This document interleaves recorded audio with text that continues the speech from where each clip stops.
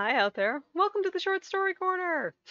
My name's Sheila, and in case this is your first time here, this is where I read out loud short stories I've written, usually of a fantasy nature, for your entertainment pleasure.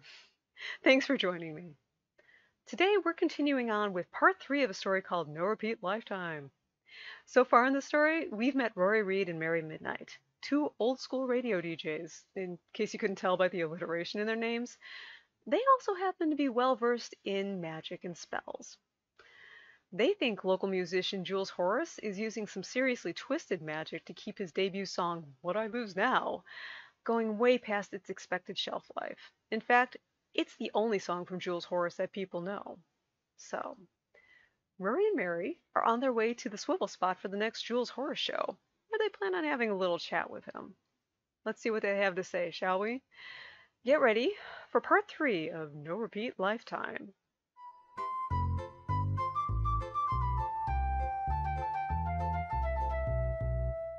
No Repeat Lifetime, Part 3. The crowd at the swivel spot the following Wednesday was pretty much what Rory had expected it to be. Mostly in their 30s, mostly white. Some probably listened to WABB, though likely not on Sunday nights. They'd be catching up on their reading or binging on whatever British period drama had recently started streaming. He looked and saw a certain weary optimism reflected in the lenses of their oversized glasses. I feel sorry for them, Mary murmured. Being twisted around like this just 'cause they like good music? She leaned close to Rory's ear. You think they might get dangerous? Rory surveyed the standing grove of skinny jeans. This crowd? Could you really see them turning violent? Even under a spell? A room full of young urban intellectuals suddenly picking up hand axes while gentle acoustic pop music plays in the background? Mary blinked. Obviously you haven't been watching horror movies for the last decade. You know what first song magic can do. Rory sighed. I know. Mostly I think they've just been lulled into acceptance, which is its own kind of dangerous. They made for a spot on the far right side of the room, where the metal railing at the edge of the floor riser met the wall and the shadow fell like a curtain from the ceiling. Rory saw the two of them through the crowd's eyes, one more faded old rock and roll duo pawing at each other in the corner, while the tide of youth pulled away from them toward the stage. That, to him, was fine. They took care to keep their palms turned away from the rest of the audience while they ran their fingertips over them. When Rory traced an arcane pattern behind Mary's earlobe, he kept his movements small, and Mary did the same for him. Nobody needed to see those symbols who wasn't ready to carry their weight. Maybe this won't be what we think it is, Rory said.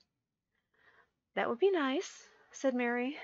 So it's probably exactly what we think it is. The lights overhead dimmed, and a person with tattoos climbing both their arms jumped onto the stage. All right, thank you for coming out tonight. How y'all doing? They said into a microphone to light applause. We got a great show for you tonight. In fact, we got a lot of great shows coming up, but nah, you don't want to hear about that right now, right? Agreement and encouragement rippled through the audience. Okay, so check out our flyer up front before you head out tonight. Check out our website for the schedule. And right now, please give it up for Mr. Jules Horace. The MC stepped away from the column of light as the curtain opened, revealing the minimalist setup that Rory knew well from decades of small club shows. There was a drummer, curled like a mad scientist with a quarter-moon back over a kit that had probably spent at least one decade since 1968 in the back of someone's garage. There was a bassist, her head already swaying and keeping time to a song that had yet to play. And in between them, on the edge of Rory's view of the drummer, was Jules Horace, the supposed music mage. The chub that had yet to drain away from his cheeks was that of a third grader on school picture day. His glasses had the same overzealous dark frames worn by people throughout the audience. His hairstyle featured bangs that appeared to be slicked down with spit. How's everyone doing tonight? Jules's laughter quivered over the sound system. I guess Jane already asked you that question, huh? Mary didn't turn her head. Rory knew she could see his raised eyebrows anyway. I still don't trust him, she whispered, as the opening chords of What I Lose Now rolled through the audience. The band played What I Lose Now 14 more times after that. Throughout each iteration, Rory and Mary stood with their arms crossed and watched the members of the crowd, who danced on the balls of their feet through one go and held up phones with images of lighters flickering on their screens through another. A funny story about this next one, Jules said. He told an anecdote about his dog, who used to get confused whenever he and his brother hid her favorite squeaky toy behind their backs. This one's for her, Jules announced. It's called What I Lose Now. And he strummed his way through the same 6 chords he'd been playing all night to eager applause. Not once did he ask the audience to do anything. He didn't even mention the merchandise table, Rory said to Mary after the show. He knew that his expression matched hers, and that their faces were hanging long with confusion as they nodded to Nick, the Swivel Spot's manager, and made their way backstage. The door to the closet-turned-dressing room was halfway open, but Rory knocked anyway. "Mr. Horace?" he called. Jules Horace stood just inside, next to a folding table, clenching his hands together so tightly that he seemed to be trying to tie his fingers in bows. He glanced from Rory to Mary and back, and back, and back again. "Yes, hi," he said. That's me. Hello, hi. And you are?" Mary cleared her throat and sniffed, while Rory extended a hand. "Rory Reed, 98.3 The Force." Jules's shoulders released about 25 pounds of tension. "Oh, WABB too, right?" He laughed.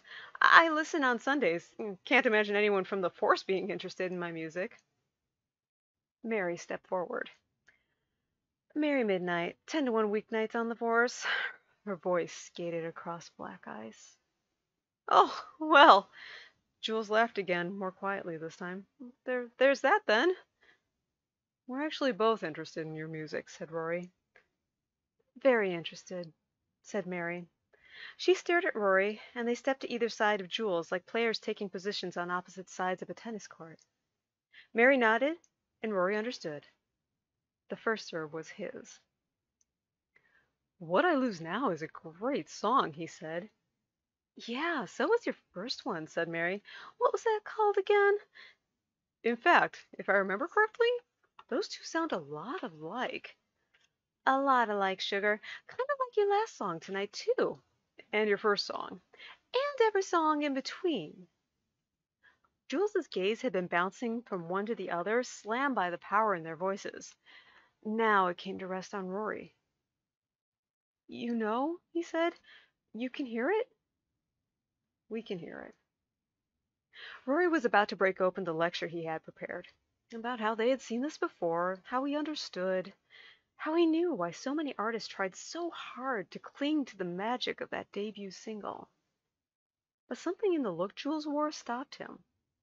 It wasn't just the tears, he realized. Those he'd seen before, too. It was what he saw beneath them. A smile, clean and joyful. "Then you can help me," Jules whispered. "How do I make it stop?"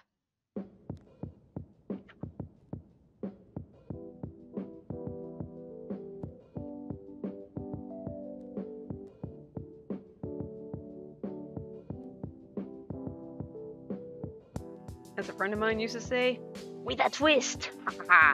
Now, I hope you'll join me next time as now Rory, Mary, and Jules have to figure out why What I Lose Now is the only song from Jules Horace that people can hear. If you like this so far, please click like or share it with a friend. Sharing is caring, as they say. Until next time, take care, and as always, thanks for coming around to the Short Story Corner.